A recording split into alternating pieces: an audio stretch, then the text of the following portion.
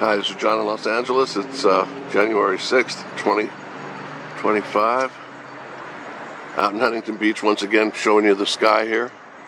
Look at this, guys. Are we just going to sit here and allow this?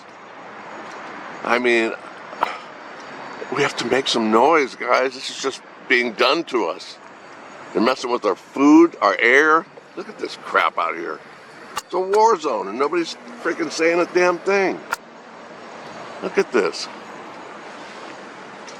Yeah, we need to expose this in a big way. You know, I know a lot of people know. I get it, but a lot of people are just going, well, what can I do? Expose it any way you can. That's all I can say. That's all I'm doing, and I would love to stop this. I really would.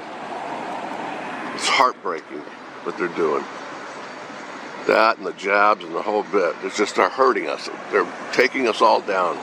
And it's being allowed, and the news is keeping it quiet. So, anyway, take care, guys. I'm out. I'm just livid. This is enough of this crap.